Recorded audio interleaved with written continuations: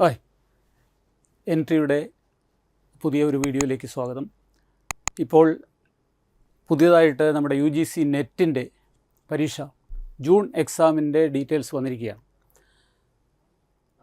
സ്റ്റേറ്റിൽ നമ്മുടെ ഇന്ത്യയിൽ നടത്തുന്ന ഏറ്റവും പ്രസ്റ്റീജിയസ് ആയിട്ടുള്ളൊരു നാഷണൽ ലെവൽ ടെസ്റ്റാണ് നാഷണൽ എലിജിബിലിറ്റി ടെസ്റ്റ് എന്ന് പറയുന്നത്.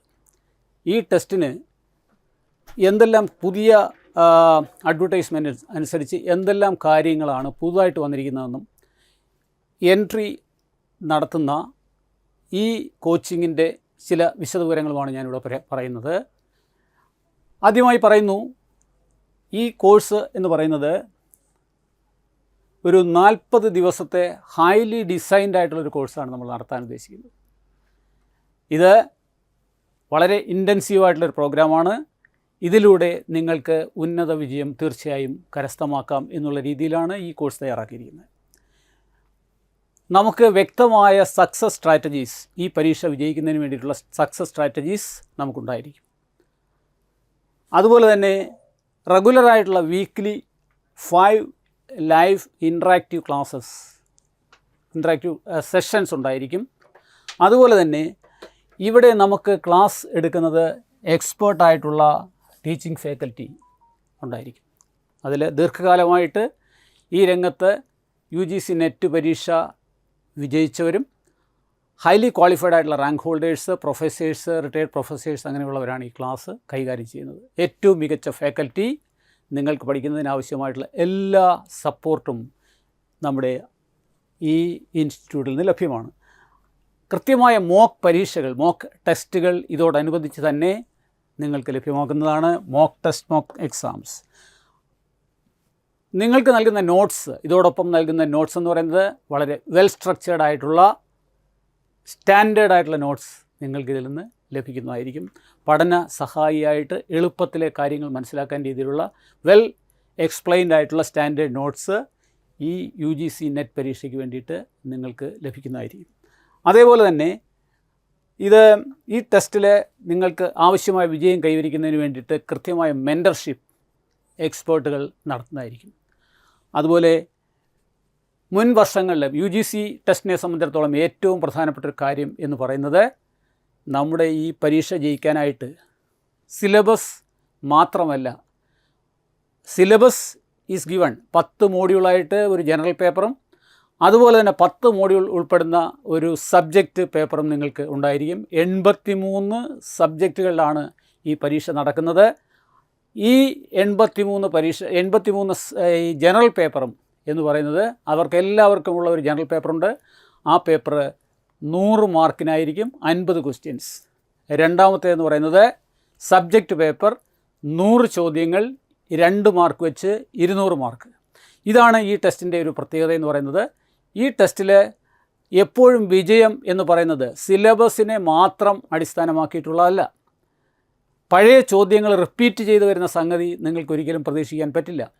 അതുകൊണ്ട് തന്നെ നിങ്ങൾക്ക് വേണ്ടതെന്താണ്, ആധികാരികമായിട്ട് സിലബസ് പഠിക്കുന്നതിനോടൊപ്പം തന്നെ നിങ്ങൾ പഴയ ചോദ്യപേപ്പർ, അതിൻ്റെ പാറ്റേൺ എന്താണ്, കൺസെപ്റ്റ് എന്താണ്, സബ്ജക്റ്റ് ഏത് രീതിയിൽ ഇൻഡെപ്തായിട്ട് ഈ പരീക്ഷയെ നിങ്ങൾ നേരിടണം.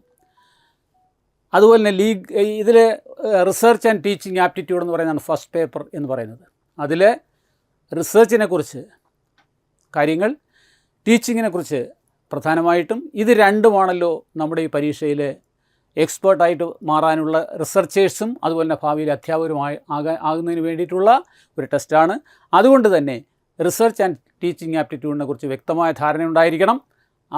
ഈ പരീക്ഷയ്ക്ക് നിങ്ങൾക്ക് logical reasoning, mathematical reasoning, data interpretation, higher education, teaching aptitude, research aptitude, ഇങ്ങനെയുള്ള വിവിധങ്ങളായിട്ടുള്ള കമ്മ്യൂണിക്കേഷൻ, ഇങ്ങനെയുള്ള ICT, ഇതുപോലെയുള്ള വിവിധ വിഷയങ്ങളിലാണ് ആദ്യത്തെ 10 മോഡ്യൂൾ ജനറൽ പേപ്പറിലുള്ളത്. ആധികാരികമായിട്ടുള്ള നല്ല പഠനം കൊണ്ട് മാത്രം നിങ്ങൾക്ക് നേടാവുന്ന ഉന്നത വിജയം കരസ്ഥമാക്കാവുന്ന, നിങ്ങളുടെ ആഗ്രഹിച്ചിരുന്ന ഒരു വൻ വിജയം നേടാനുള്ള ഏറ്റവും നല്ലൊരു അവസരം നിങ്ങൾ കൈവന്നിരിക്കുകയാണ്. ഈ പരീക്ഷയ്ക്ക് അടുത്ത മെയ് മാസം 10-ാം തീയതി ആണ് ഇത് അപേക്ഷിക്കേണ്ട തീയതി എന്ന് പറയുന്നത്. അടുത്ത ജൂൺ 16-നാണ്. 16 എന്നുള്ളത് ഇപ്പോൾ 18 ആക്കിയിട്ട് UGC മാറ്റിയിട്ടുണ്ട്. ടെസ്റ്റ് എന്ന് പറയുന്നത് 18 മാറ്റിയിട്ടുണ്ട്. അതാണിപ്പോൾ റീസെൻ്റായിട്ട് നമ്മൾ ടെസ്റ്റ് ഡേറ്റ് എന്ന് പറയുന്നത്. എന്തെല്ലാം കാര്യങ്ങൾ പഠിക്കണം, എങ്ങനെ പഠിക്കണം എന്നുള്ളതിനെക്കുറിച്ച് ചില കാര്യങ്ങൾ, ഈ പരീക്ഷയെ സംബന്ധിച്ച് കുറച്ചുകൂടെ കാര്യങ്ങൾ ഞാനിവിടെ പറയാൻ ആഗ്രഹിക്കുകയാണ്. 2024 പരീക്ഷയെക്കുറിച്ച് നിങ്ങൾ മനസ്സിലാക്കുക, നമ്മളൊരു കോമ്പറ്റീറ്റീവ് വേൾഡിലാണ് ഇപ്പോൾ ജീവിക്കുന്നത്. ഈ പരീക്ഷയ്ക്ക് അതിശക്തമായ കോമ്പറ്റീഷൻ ഉള്ളൊരു പരീക്ഷയാണ്. ഏകദേശം 6.5 ലക്ഷത്തിൽ പരം ആൾക്കാർ ഒരു തവണ ഈ പരീക്ഷ എഴുതുന്നുണ്ട്. അതിൽ വളരെ ചുരുക്കം, ഏകദേശം 8% പരീക്ഷാർത്ഥികൾ മാത്രമാണ്, കാൻഡിഡേറ്റ്സ് മാത്രമാണ് ഈ പരീക്ഷയ്ക്ക് ജയിക്കുന്നത്.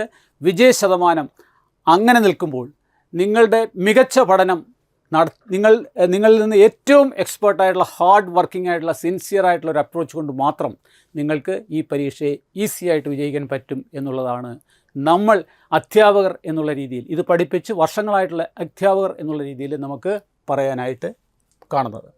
നോക്കൂ, ഈ പരീക്ഷ നടക്കുന്നത് 3 പർപ്പസിനായിട്ട്, 3 കാറ്റഗറീസിലുള്ള കാൻഡിഡേറ്റ്സിനെ തിരഞ്ഞെടുക്കുന്നതിന് വേണ്ടിയിട്ടാണ് ഈ പരീക്ഷ നടക്കുന്നത്. ഒന്നാമത് എന്ന് പറയുന്നത്, this is N eligibility test for Indian Nationals. എന്തിനു വേണ്ടിയിട്ടുള്ളതാണ്? ജൂനിയർ റിസർച്ച് ഫെലോഷിപ്പ്, അതായത് JRF. നല്ലൊരു ഫെലോഷിപ്പ് നമുക്ക് മാസം തോറും ലഭിക്കുന്നു. അതാണ് ഒന്നാമത്തെ കാര്യം. അതുപോലെ തന്നെ ഈ ടെസ്റ്റ് പാസ്സാകുന്നതിനോടൊപ്പം തന്നെ ആദ്യത്തെ ഫസ്റ്റ് കാറ്റഗറിയിൽ ഇതിനോടൊപ്പം തന്നെ നിങ്ങൾക്ക് ഒരു യൂണിവേഴ്സിറ്റിയിലോ അല്ലെങ്കിൽ കോളേജിലോ അസിസ്റ്റൻറ്റ് പ്രൊഫസറായി നിയമനം ലഭിക്കാനുള്ള അതാണ്. That is the first category. ഒന്ന്, award of junior research fellowship JRF and appointment as assistant professor. രണ്ടാമത്, appointment of as assistant professor and admission to PhD programme. Prestigious ആയിട്ടുള്ള ഡോക്ടറേറ്റ് ഡിഗ്രി കരസ്ഥമാക്കുന്നതിന് വേണ്ടിയിട്ടുള്ള റിസർച്ച് പ്രോഗ്രാമിന് നിങ്ങളെ സഹായിക്കുന്നു. നെറ്റിൻ്റെ രണ്ടാമത്തെ കാറ്റഗറി അസിസ്റ്റൻറ്റ് പ്രൊഫസറായിട്ടുള്ള നിയമനം, അതുപോലെ തന്നെ PhD പ്രോഗ്രാമിലുള്ള അഡ്മിഷൻ. അടുത്തതായിട്ട് അഡ്മിഷൻ ടു PhD ഓൺലി, PhDക്ക് വേണ്ടി മാത്രം. അതിൽ നമുക്ക് ഫെലോഷിപ്പ് കിട്ടുന്നില്ല. അതുപോലെ തന്നെ ഈ അസിസ്റ്റൻറ്റ് പ്രൊഫസറായിട്ടുള്ള എലിജിബിലിറ്റി ഇല്ല. PhD പ്രോഗ്രാമിന് വേണ്ടി മാത്രം ഉള്ള മൂന്നാമത്തെ കാറ്റഗറി. ഇങ്ങനെ 3 കാറ്റഗറിയിലായിട്ടാണ് ശരിക്കും ഇതാണ് ഇതിലെ പുതിയ മാറ്റം എന്ന് പറയുന്നത്. ഈ വർഷത്തെ പരീക്ഷയിലെ പുതിയ മാറ്റം എന്ന് പറയുന്നത് പ്രധാനമായിട്ടും ഒന്നിതാണ്. അപ്പോൾ UGC ഇതിനെ NTA അല്ലെങ്കിൽ നാഷണൽ ടെസ്റ്റിംഗ് ഏജൻസിയാണ് ഇത് ഈ പരീക്ഷ നടത്തുന്നതിന് വേണ്ടിയിട്ട് ഇതിൻ്റെ കണ്ടക്റ്റ് എന്ന് പറയുന്നത് അവരാണ് നടത്തുന്നത്. നല്ല ഫെലോഷിപ്പുകൾ കാര്യങ്ങളൊക്കെ ഉണ്ട്, അതിലേക്ക് ഞാൻ കടക്കുന്നില്ല. അപ്പോൾ എന്തുകൊണ്ടാണ് നിങ്ങൾ ഈ പരീക്ഷ, why should you qualify the net or JRF? ഇതിൻ്റെ പ്രധാനമായിട്ടും കാര്യം ഒന്ന് നമുക്ക് സംഗ്രഹിച്ച് പറയാം. ഒന്നെന്ന് പറയുന്നത് റിസർച്ച് ഫെലോഷിപ്പ് ഓപ്പർച്യൂണിറ്റീസാണ്. JRF അതായത് നല്ല മികച്ച ഫെലോഷിപ്പ് നമുക്ക് ഗവേഷണം നടത്തുന്നതിന് വേണ്ടി കിട്ടുന്നു. രണ്ടാമത്, you can become an assistant professor in a college or university. That is the second aspect. അതുപോലെ തന്നെ മൂന്നാമത്തത് ഡോക്ടറേറ്റ് ഡിഗ്രി. ഇതാണ് ചുരുക്കത്തിൽ പറഞ്ഞാൽ നമുക്ക് കിട്ടാവുന്ന കാര്യങ്ങൾ. ഇനി ഈ നെറ്റ് പരീക്ഷ പാസ്സായി കഴിഞ്ഞാൽ നിങ്ങളൊരു വളരെ എക്സ്പാൻഡഡ് ആയിട്ടുള്ള ഒരു ലോകത്തേക്ക്, ഒരു ജോബ് ഓപ്പർച്യൂണിറ്റീസിലേക്ക് കടക്കാനുള്ള അവസരം. This is a gateway to many lucrative public or private sector jobs. ഒരുപാട് അസിസ്റ്റൻറ്റ് പ്രൊഫസർ മാത്രമല്ല, പല ഗവേഷണ സ്ഥാപനങ്ങൾ, നാഷണലായിട്ട് പ്രവർത്തിക്കുന്ന ധാരാളം ഗവേഷണ സ്ഥാപനങ്ങളുണ്ട്, റിസർച്ച് ഇൻസ്റ്റിറ്റ്യൂട്ടുകളുണ്ട്, പിന്നെ അതുപോലെ തന്നെ അക്കാഡമിക് ആയിട്ടുള്ള ഇൻസ്റ്റിറ്റ്യൂട്ടുകളുണ്ട്. ഇതിലൊക്കെ പ്രവേശനം ലഭിക്കും. ഇതിലൊക്കെ ജോലി സമ്പാദിക്കാനായിട്ട് തീർച്ചയായിട്ടും നിങ്ങൾക്ക് ഈ ടെസ്റ്റ് പ്രയോജനം ചെയ്യുന്നു. So that is another thing. Now ഡേറ്റിൻ്റെ കാര്യം ഞാൻ പറഞ്ഞു. 20th ഏപ്രിൽ മുതൽ 10 മെയ് വരെയാണ് 2004. അതാണ് ഓൺലൈൻ രജിസ്ട്രേഷനുള്ള അവസരം. നിങ്ങൾക്കിപ്പോൾ ചെയ്യാവുന്നതാണ്. ഇതിലെ ഫീസും വിശദവിവരങ്ങളുമെല്ലാം പിന്നെ NTA ബുള്ളറ്റിൽ നിന്ന് നിങ്ങൾക്ക് ലഭ്യമാണ്. പരീക്ഷ ഞാനിവിടെ പറയുന്നു, അതായത് 18 ജൂൺ 2024. ഇനി പരീക്ഷയുടെ സ്ട്രക്ചർ എന്താണെന്ന് നോക്കാം. പരീക്ഷയിൽ 2 പേപ്പറുകളാണുള്ളത്. ഒന്നെന്ന് പറയുന്നത് 50 ചോദ്യം വരുന്ന 100 മാർക്ക് വരുന്ന ആദ്യത്തെ ഫസ്റ്റ് പോർഷൻ. അതിൽ പേപ്പർ 1 ആണ് ശരിക്കും പറഞ്ഞാൽ കാൻഡിഡേറ്റിൻ്റെ ടീച്ചിങ് ആൻഡ് റിസർച്ച് ആപ്റ്റിറ്റ്യൂഡ് അളക്കുന്നത് ഇതിൽ വെച്ചിട്ടാണ്. അപ്പോൾ അതിനുള്ളൊരു ആപ്റ്റിറ്റ്യൂഡ് ടെസ്റ്റാണ്, ടീച്ചിങ് ആൻഡ് റിസർച്ച് ആപ്റ്റിറ്റ്യൂഡ് ടെസ്റ്റാണ് ചുരുക്കി പറഞ്ഞാൽ ഈ 50 ചോദ്യങ്ങളുള്ള 100 മാർക്കിൻ്റെ ടെസ്റ്റ് എന്ന് പറയുന്നത്. 3 അവർ ഡ്യൂറേഷനാണ് രണ്ടാമത്തെ പേപ്പർ എന്താണ്? അത് 100 ക്വസ്റ്റ്യൻ ഉണ്ട്, 2 മാർക്ക് വെച്ചിട്ട് 200 mark. That is the second paper. അപ്പോൾ ഇത് കാൻഡിഡേറ്റിൻ്റെ സബ്ജക്റ്റിലുള്ള ഡൊമൈൻ നോളജ് അത് അളക്കുന്നതിന് വേണ്ടിയിട്ടുള്ളതാണ് ഈ ടെസ്റ്റ് എന്ന് പറയുന്നത്. ഇത് രണ്ടും കൂടി ഒരുമിച്ചാണ് നടക്കുന്നത് ഒറ്റ ദിവസം. ദാറ്റ് ഈസ് 18th 3 അവർ 180 മിനിറ്റാണ്, വിത്തൗട്ട് എനി ബ്രേക്ക്, ഒരു ബ്രേക്കുമില്ല. ആൾ ക്വസ്റ്റ്യൻസ് കമ്പൽസറിയാണ്. ഓരോ ചോദ്യത്തിനും 2 മാർക്ക് വെച്ചിട്ടാണ് ഈ ടെസ്റ്റ് നടത്തുന്നത്. ഇപ്പോഴത്തെ പ്രത്യേകത, രണ്ടാമത്തെ നമ്മൾ ഏറ്റവും അറിഞ്ഞിരിക്കേണ്ട ഒരു കാര്യം എന്ന് പറയുന്നത്, ഈ ടെസ്റ്റ് എങ്ങനെയാണ് നടത്തുന്നത്? കഴിഞ്ഞ വർഷം വരെ നടത്തിയിരുന്നതെന്ന് പറയുന്നത് CBT മോഡലിലായിരുന്നു, കമ്പ്യൂട്ടർ ബേസ്ഡ് ടെസ്റ്റായിരുന്നു. ഇപ്പോഴ് നടക്കാൻ പോകുന്ന ടെസ്റ്റ് എന്ന് പറയുന്നത് പെൻ ആൻഡ് പേപ്പർ ബേസ്ഡ് ടെസ്റ്റാണ്.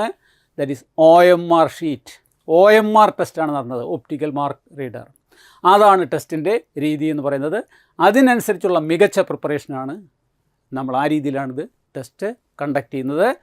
So that is the pattern of examination. ഇനി ഈ പറയുന്ന ടെസ്റ്റിൻ്റെ മീഡിയം എന്ന് പറയുന്നത് തീർച്ചയായിട്ടും നമുക്ക് ഇംഗ്ലീഷിലോ അല്ലെങ്കിൽ ഹിന്ദിയിലോ അപ്ലൈ ചെയ്യാം.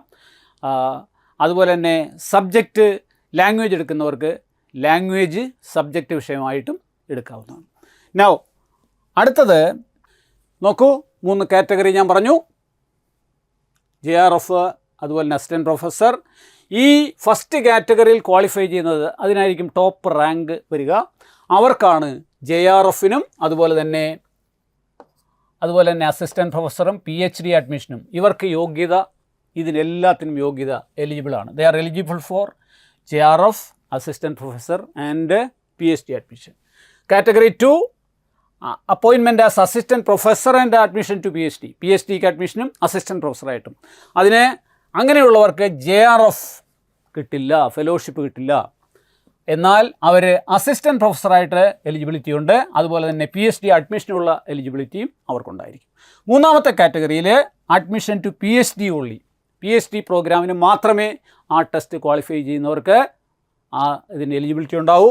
അപ്പോൾ അവിടെ JRFന് അർഹതയില്ല, അസിസ്റ്റൻറ്റ് പ്രൊഫസർക്ക് അർഹതയില്ല, PhD അഡ്മിഷന് മാത്രമാണ് ഈ മൂന്നാമത്തെ കാറ്റഗറിക്ക് പാസ്സാകുന്നവർക്കുള്ള യോഗ്യത. നൗ ഇതിൻ്റെ എലിജിബിലിറ്റി കാര്യങ്ങളെക്കുറിച്ച് ഒക്കെ നിങ്ങൾക്കറിയാവുന്നതാണ്. ഇതിൻ്റെ ക്വസ്റ്റ്യൻ്റെ പാറ്റേൺ പറഞ്ഞു കഴിഞ്ഞു. നോക്കൂ, ജനറൽ പേപ്പറിൽ നമുക്ക് 10 മോഡ്യൂളാണുള്ളത്, 10 യൂണിറ്റാണ് ഉള്ളത്. There are 10 units. What are they? First one is teaching aptitude. Second, research aptitude. Third, communication. Fourth one, mathematical reasoning and aptitude. Logical reasoning. ഏഴാമത്തത് data interpretation. Then എട്ടാമത്തത് information and communication technology, ICT. അടുത്തത് ഒൻപതാമത്തത് people development and environment. അതുപോലെ 10ാമത്തതെന്ന് പറയുന്നത് higher education. ഇങ്ങനെ 10 മോഡ്യൂളുകളാണ് നമ്മൾക്ക് first പേപ്പറിലുള്ളത്. രണ്ടാമത്തെ second paper എന്ന് പറയുന്നത് subject മാത്രമാണ്. അതിനും 10 മോഡ്യൂളുകളാണുള്ളത്. മാർക്കിൻ്റെ ഡിസ്ട്രിബ്യൂഷൻ പറഞ്ഞു കഴിഞ്ഞു. നോക്കൂ, ഈ പരീക്ഷയ്ക്ക് നിങ്ങൾ അറിഞ്ഞിരിക്കേണ്ട കാര്യങ്ങൾ ഇതൊക്കെയാണ്: teaching aptitude, learning process, research aptitude, cognitive abilities.